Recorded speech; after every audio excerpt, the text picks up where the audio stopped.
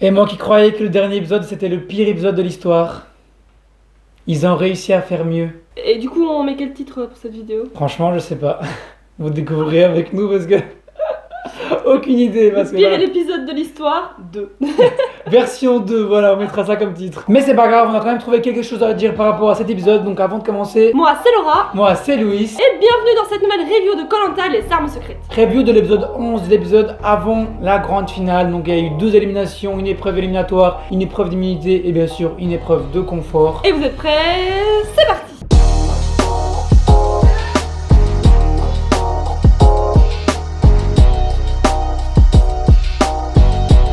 Et l'épisode commence avec l'arrivée de Thomas dans le jury final. Le quatuor est enfin réuni. Il n'y a pas plus d'informations que ça. Juste Thomas qui nous dit qu'il crevait la dalle. C'est tout. Il se passe pas grand chose quoi. Franchement, ça a été le début d'épisode le plus rapide que j'ai vu, genre en 5 minutes. Il y a eu le jury final, le retour sur le camp et l'épreuve de confort qui a commencé quoi. On était là, attends, il y a un bug, il se passe quoi là, l'épisode, il fonce. Je suis sûr, il y aura plein d'actions, plein d'émotions et tout. On arrive donc directement à l'épreuve de confort, une épreuve très connue comme d'habitude, l'épreuve des sacs. D'habitude, chaque année, normalement, il y a un parcours genre énorme, limite le truc fait 1 km. Ici, on voyait le début et la fin, c'était juste une ligne droite. C'était genre 20 mètres, j'étais vraiment choqué de voir une ligne droite comme ça et c'est tout. Je pense que dans les autres saisons, c'était vraiment un parcours énorme, ils doivent tourner, courir, avancer blindés, il y a des bois, ils esquivent et tout. Là, il y avait 4 obstacles. Oui, ok, les obstacles sont pas simples non plus, mais bon, quand même. Dans le premier obstacle, il fallait passer entre 2 morceaux de bois, puis après, il fallait passer en dessous, enfin, dans l'eau, et puis sortir de l'eau, passer au-dessus d'un rondin. Ensuite, il fallait ramper, passer les sables mouvants, et après, il terminé par la poutre. Mais bon, rien d'extraordinaire comparé aux autres années où il y avait quand même beaucoup plus à faire avec les sacs. Et on voyait très bien qu'à chaque fois qu'ils finissaient l'épreuve, ils étaient morts, et limite ils se couchaient tellement ils n'en pouvaient plus. Là, on n'a pas vraiment vu cette fatigue, ils terminaient, ok, ils étaient fatigués à la fin, mais voilà. en plus. L'épreuve commence et on a enfin pu voir les talents cachés de Lucie, puisqu'elle s'est fait éliminer la première, comme d'habitude. Et bien sûr, Magali l'a suivi, donc c'était les 2 premières à être éliminées. Sans surprise, sans suspense. Et donc, dans cette épreuve-ci, quand t'es éliminé, tu dois donner tes sacs à quelqu'un qui n'a pas encore été éliminé, à savoir que les garçons ont 6 kilos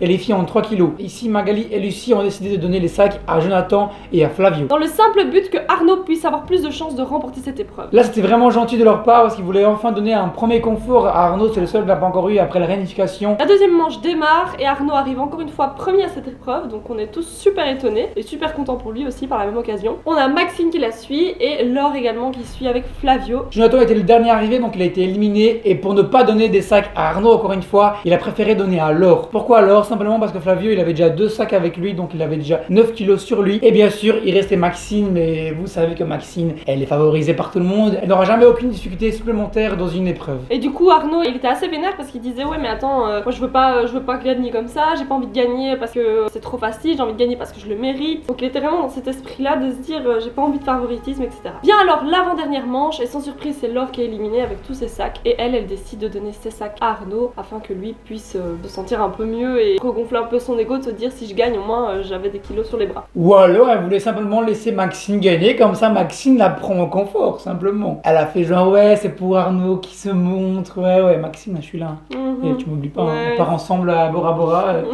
Et c'est la grande finale entre Arnaud, Maxime et Flavio. Arnaud il avait 18 kilos sur lui, Flavio en avait 9, Maxime en avait 3. Donc on se demande qui a gagné. C'est Maxime qui remporte cette épreuve de confort. On a quand même eu un peu de suspense parce que Flavio était prêt à gagner aussi. C'est juste que lui est tombé de la poutre et elle a pu terminer la poutre étant donné que c'est son domaine. Elle a réussi à gagner cette épreuve et donc elle remporte encore une fois une épreuve sur ce Koh-Lanta, les armes secrètes. Franchement, chaque épisode, j'ai l'impression qu'on dit tout le temps la même chose, que Maxine a été avantagée, que Maxine a encore gagné, que tout le monde aide Maxime, mais à un moment donné, ça devient chiant quoi. On sait déjà qu'il va gagner Koh-Lanta. Il n'a aucun suspense, aucune émotion. Et c'est vraiment ça qui se passe. Et bon, la récompense est juste énorme puisqu'il s'agit d'un petit voyage de une nuit à Bora Bora dans un petit pilotis avec la mer, la piscine, de quoi se laver, de quoi manger, un miroir, enfin vraiment le confort genre ultime que tout le monde a envie de gagner. Heureusement, Maxine remonte un petit peu de notre estime puisqu'elle choisit d'emmener avec elle Arnaud qui est le seul qui n'avait pas encore eu de confort jusqu'à là, donc Arnaud est hyper surpris parce qu'il pensait qu'elle allait prendre sa super copine, sa BFF. Heureusement elle l'a pas fait. Là, ça nous a fait quand même un petit peu plaisir qu'elle prenne Arnaud, le pauvre, pour enfin faire un confort. Et quel confort incroyable. incroyable, c'est vraiment un endroit paradisiaque. Retour sur le camp, juste un petit rappel, on vous l'a pas dit la semaine passée, mais lors du dernier conseil, Denis a offert à la tribu 1 kilo de riz en fin de saison. Je pense que ce n'est jamais arrivé, genre vraiment, c'est jamais arrivé que Denis dise oui le gars, il a bien un petit peu faim, je suis passé au Carrefour tout à l'heure. Surtout que c'est 1 kilo de riz alors qu'il reste quoi, 4 jours? Ouais. 1 kilo de riz c'est énorme, donc ils ont assez à manger pour blinder. Peut-être que Denis a déjà donné, mais peut-être 200 grammes maximum. Mais là, 1 kilo. Ouais, franchement, moi j'étais sous le choc quand j'ai vu ça. Et du coup, quand ils rentrent de l'épreuve de confort, bah ils se font à manger et genre on voit les doses. C'est des doses comme nous on mangerait là maintenant sans restriction. Hein. Le même Laure elle dit ouais c'est la première fois que je suis repue. Oh j'ai plus faim. C'est la première fois que je termine le repas que j'ai plus faim. Mais quoi? Jonathan qui dit je sais même pas si je vais arriver à terminer le repas, mais on est dans Koh-Lanta ou on est dans Top Chef ou je sais pas quoi là, c'est quoi ce truc? J'étais choqué, je crois que tout le monde de Koh-Lanta était choqué, c'est pas possible. Et d'un autre côté on découvre Maxine et Arnaud qui découvrent leur confort incroyable en commençant par des plongées avec les requins, des requins qui sont dans leur lieu naturel. Ah, magnifique. Ouais franchement c'est sublime. Ensuite ils arrivent à leur petit pilotis. Genre c'est l'endroit que je pense on rêve tous d'aller un jour. C'est vraiment le pilotis qui est juste incroyablement beau. Il y a la piscine avec la vue sur la mer qui est prolongée avec la terrasse, le truc. Oh là là c'est trop beau. Tu vois les îles sur le côté, les collines, le coucher de soleil. Oh là là, magnifique quoi. Ils arrivent, ils sont accueillis avec un petit cocktail de bienvenue, un petit peu de fruits, etc. Ah, Arnaud connaissait les fruits, pas comme Inès, on se rappelle tous d'Inès qui savait pas c'était quoi les fruits. Et évidemment, ils s'empressent d'aller se voir dans le miroir, et alors elles sont là, ils sont un peu choqués parce qu'ils ont perdu du poids, ils ont les joues un peu creusées, etc. Ils voient la salle de bain qui est juste sublime, Ouais. et t'as même Arnaud qui fait comme ça, ouais, bah c'est bon, on pourrait venir à 8 tous se doucher ici, non, il y a assez de place pour toute la tribu. Il est trop gentil, Arnaud, franchement, c'est un gars adorable. Et en plus, moi ça fait longtemps parce qu'à chaque fois qu'on voit le portrait d'Arnaud, on voit ses cheveux magnifiques, tout soyeux et tout. Et là, genre ses cheveux ressemblent plus à rien. Et à chaque fois, il peut témoigner, je le dis à chaque fois, je dis oh mon dieu, j'ai envie de lui laver les cheveux. J'ai envie de lui mettre du shampoing, j'ai envie de faire. Donc là, moi, c'était le confort qu'il devait gagner, je voulais qu'il lave ses cheveux. Et on a enfin pu voir Arnaud avec ses cheveux bien propres, bien beaux, bien nouveaux. C'est une autre personne qui apparaît sur ce camp là quoi. En gros, apparemment, il a même été contacté, il va faire une pub Head & Shoulders quoi. À mon avis, sûrement. Avec le changement genre, des pailles à des vrais cheveux, là, à mon avis, il fera sûrement Ouais, des c'est pubs. incroyable, ouais. Et le lendemain d'une super bonne nuit bien réparatrice, on a Maxine qui saute dans le lit de Arnaud en mode et genre elle saute dessus. Et puis il dit ouais ça te rappelle pas quelque chose et tout ça. Et puis Arnaud dit que ça lui rappelle ses enfants etc. Mais genre la twittosphère a été archi choquée. Genre les gens étaient en mode on saute pas sur le mari des gens comme ça, on fait pas ça. La femme d'Arnaud en train de regarder Koh-Lanta avec tu vois, il y a plein de mèmes. Du coup, dites-nous ici dans les commentaires si ça vous a choqué ou pas, est-ce que vous en pensez, si ça se fait ou ça se fait pas, voilà. On veut tout savoir. Avant de parler de la suite, il s'est passé quelque chose d'intéressant, il y a une petite discussion entre Arnaud et Maxime concernant les stratégies. En effet, il y a Maxine qui dit à Arnaud que ça serait top que le quatuor final pour l'orientation, ça soit elle, Laure, Arnaud et Jonathan. Où est Lucie dans l'équation? Et le pire, c'est qu'elle dit directement le reste, on s'en fout. Lucie, elle a donné sa vie, son âme, tout ce qu'elle avait pour la sauver. Et là, la meuf, elle dit simplement on s'en fout, le reste, je m'en fous. Et c'est quoi ça? Maxine ne change absolument pas sa stratégie. Elle a trahi au début, elle a trahi au milieu, elle trahira à la fin, c'est tout. Comment tu peux être quelqu'un comme ça en mode les gens te donnent ta confiance et toi, à chaque fois, tu l'as trahi, tu lui mets un couteau dans le dos? Enfin, je comprends pas en fait, elle a un souci cette fille-là. Je suis curieux de savoir comment vous pourrez décrire Maxine en 3 mots. Dites-nous ici dans les commentaires comment décrire Maxine en 3 mots. Retour sur le camp et il y a le fameux truc que j'aime beaucoup dans chaque saison, la balance et le miroir. Moi j'aime bien parce que c'est vraiment le moment où on voit qui a perdu du poids, on voit aussi des flashbacks de début d'aventure et on peut vraiment comparer les deux images et c'est là qu'on se dit ah ouais quand même. Mais alors de cette saison-ci, c'est pas beaucoup dit ah ouais quand même. Complètement, quand on les voit se peser, on dit mais attends, ils ont rien perdu. Jonathan ça va, lui il a perdu 10 kilos et il est petit. Là c'est quand même pas mal, on voit une différence. Par contre, les autres filles, genre par exemple on a Lucie et Laure qui ont genre perdu 4 kilos. Il y a même Laure qui a dit qu'avant le début de l'aventure elle avait pris exprès 5 kilos et en gros elle a perdu juste ces 5 kilos là et elle est revenue à son poids normal, genre elle est pas descendue en dessous. Et elles sont même pas choquées, elles sont là ouais, franchement j'ai rien perdu, ça va, j'ai perdu que 4 kilos. Oui je connais mon corps. Je suis bien encore physiquement, j'ai perdu un peu de jambes, mais franchement ça va. Mais c'est quoi ça, franchement? On est dans Koh-Lanta ou on est dans les Marseillais ou même je sais pas quoi. Et à voir les réactions des autres Koh-Lanta, j'ai vu Dorian qui a partagé cette story ici qui dit justement que lui, ça le fait rire parce que lui il y a 1 an, il était tout maigrichon, il avait rien, Brice c'était un squelette. Je crois que Brice il avait perdu 17 kilos. Donc imaginez, il a perdu 17 kilos, Dorian il a perdu quoi, 12, 20 une Ouais, dizaine ouais. aussi. Et là, ils ont perdu 4 kilos. Ils arrivent à la dernière épreuve d'immunité de ce Koh-Lanta, les armes secrètes. Une épreuve cruciale car le gagnant, il est directement qualifié à la grande finale et le dernier, il est éliminé sur le champ. En quoi consiste l'épreuve? C'est simplement, ils ont un parcours à faire. Ils doivent chercher 3 boules qui sont au fond de l'eau, donc faut bien plonger, ramener le petit sac à travers une corde, arriver sur un plan incliné où il y a 3 trous. Ça ressemble un peu à l'épreuve qu'on a eu avec Théora et Charlotte lors d'un confort en duo. Ils devaient placer les 3 boules, sauf qu'il y en avait un qui avait les yeux bandés ici, mais ils n'avaient pas les yeux bandés, ils étaient tout seuls. Le premier qui place les 3 boules dans les 3 trous a gagné l'épreuve simplement. Le début de l'épreuve, donc ça démarre à la nage. Donc là, dès le début, on s'est dit, ok, génial, encore une épreuve pour Maxine.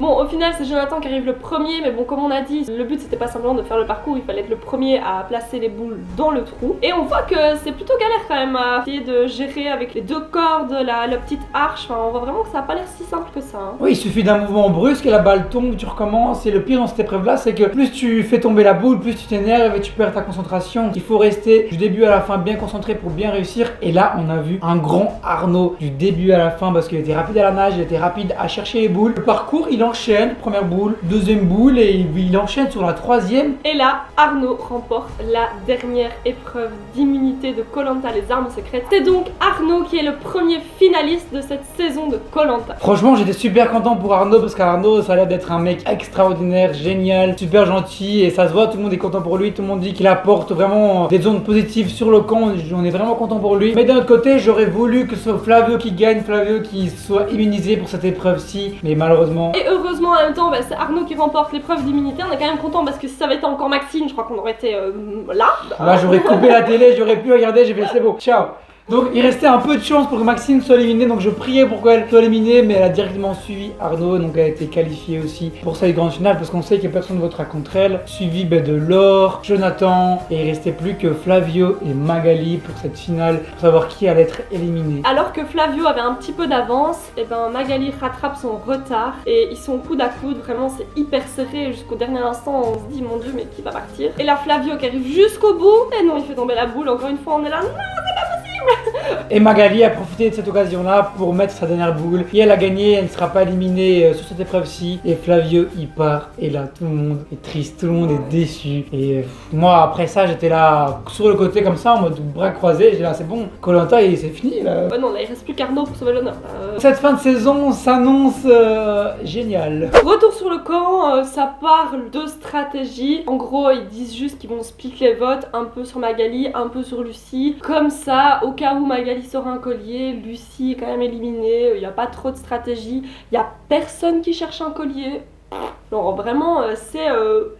on se repose quoi. Maxine qui dit qu'elle va clairement voter contre Lucie, qui sera prête pour éliminer Lucie pour que justement son quatuor soit qualifié pour cette finale. Il n'y a pas grand chose qui se passe dans cette fin d'épisode, c'est un peu rare, c'est un peu bizarre. Normalement on a un peu de tension, un peu de discussion, des gens qui cherchent, qui font tout pour ne pas être éliminés. Là non, pas vraiment, c'est juste que de 2-3 discussions par-ci par-là. Et on arrive directement au conseil sans aucune surprise. Et comme chaque début de conseil, il y a un petit débrief des jours qui viennent se dérouler, etc. Enfin rien de très folichon non plus. Arnaud qui est en mode ouais Denis, j'ai chassé tous les crabes, tous les poissons de cette île-là, je crois que c'est fini, je peux partir sur notre île, là on n'a plus rien à bouffer, s'il te plaît Denis. Et Denis qui l'arrête directement pour poser la fameuse question de cette saison. Est-ce que quelqu'un se sent en danger pour le conseil de ce soir? Et là on a tout le monde qui lève la main. oui Maxine, t'es en danger, Bien oui sûr, bien oui sûr. Laure, t'es en danger aussi, t'inquiète. Ouais. Manquait plus qu'Arnaud il lève sa main alors qu'il est Ouais. immunisé quoi, hypocrisie fois 1000. Ouais, c'était vraiment ça quoi, du violon ils nous ont sorti. Hein. Mais après on a Denis qui dit est-ce que quelqu'un a une arme secrète et souhaite la jouer ce soir? Moi Denis, j'ai une arme secrète pour la 50e fois cette saison, bien sûr je vais niquer tout le monde. Lucie nous sort l'arme secrète qu'elle avait découvert quand elle avait été abandonnée à son sort avec ses 4 bananes. Elle a trouvé l'arme secrète du détournement. Concrètement, qu'est-ce que c'est le détournement? Ça lui permet de voter 2 fois. Mais pour voter 2 fois, il faut qu'elle vole la voix de quelqu'un. Et elle décide donc de prendre la voix de Magali. Ce qui fait que Magali n'aura pas le droit de voter au conseil de ce soir. Et Lucie aura l'opportunité de voter 2 fois. Je trouve que c'est un peu dégueulasse parce que t'es pas maître de ton destin, t'as pas le droit de voter, t'as le droit de rien faire, tu dois juste accepter quoi. Ça va un peu trop loin quoi. C'est comme voler le collier, c'était déjà ouf, là tu voles le choix de la personne quoi. Ah, c'est bon, tu viens plus. Ouais, Ça sert à franchement, quoi tout ça c'était un peu abusé. Les armes secrètes qui étaient sympas, c'était le truc avec les ambassadeurs, le duel de Magali au début, ça c'était encore sympa parce que là du coup ça donne un challenge, il y a quelque chose, il y a des rebondissements avec les ambassadeurs, mais le truc de l'arme secrète, voler quelque chose à quelqu'un, je trouve pas ça très fair play non. Moi ce que je trouvais sympa ouais c'est quand Magali a utilisé son arme secrète qui pouvait faire un duel à quelqu'un. Donc là, elle est vraiment maître de son destin parce qu'elle fait un duel. Si elle gagne, elle est immunisée. Si elle perd, ben, elle a une voix contre elle. Ici, non, t'as même pas le choix. On te vole, t'as rien à dire, c'est tout, t'acceptes. C'est un peu chaud quoi. Donc on se retrouve avec 4 voix contre Magali et 3 voix contre Lucie, ce qui fait que si Lucie n'avait pas volé la voix de Magali, bah, elle aurait tout simplement éliminé aux portes de la finale. Donc, du coup, Lucie a quand même bien joué son arme secrète, elle l'a sortie au bon moment et tant mieux pour elle, puisqu'elle fera partie des finalistes de Koh-Lanta, les armes secrètes. Et les grands finalistes de son Koh-Lanta armes secrètes sont Arnaud, Maxine, Lucie, Jonathan et Laure. Tout ce qu'on espère, c'est que Maxine se fera éliminer.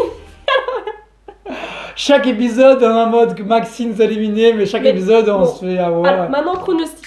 Alors moi je dis Maxine a tellement de chatte, elle va tomber sur 2 poignards. Elle va trébucher dedans. À faire une chute, un poignard. Oh le deuxième. Le deuxième. Comme c'est étonnant. Non, t'es où? Ouais, je vais donner un or, voyons, c'est tout. On est prêt à parier que Maxine elle va le trouver par hasard. Le caméraman qui va faire. Là Maxine. Maxine va nous faire une Inès à tous les coups. Mais j'espère qu'elle soit éliminée et qu'elle soit passée les poteaux. Ouais. En vrai, pour moi, le meilleur poteau, ça serait quand même Arnaud, Jonathan. Bah, c'est tout en fait. Moi j'aimerais bien voir Arnaud, Jonathan et Laure sur les poteaux. Ouais, allez. Moi je veux ça et j'aimerais bien donc Maxine et Lucie éliminés à l'orientation. Ouais. C'est ce que j'aimerais bien. Comme ça je me dis les 3 qui restent, bah au moins voilà je serais contente pour eux. Parce que Laure au début je l'appréciais pas tellement. Et au fur et à mesure des épisodes j'apprends quand même à l'apprécier. J'aime bien son personnage. Voilà, elle est quand même attachante, enfin personnellement. Ouais, ça va. Et c'est une chouette aventurière. Non, franchement, elle est forte, ça va encore comparé à Maxine qui est stable. Dites-nous tout de suite dans les commentaires vos pronostics pour la semaine prochaine. Et on se retrouve la semaine prochaine pour le dernier épisode de Koh-Lanta les âmes secrètes pour la grande finale. Mais surtout n'oubliez pas de liker, De commenter de partager, et surtout de vous abonner. parce que c'est gratuit. Et surtout, n'oubliez pas de penser à vous.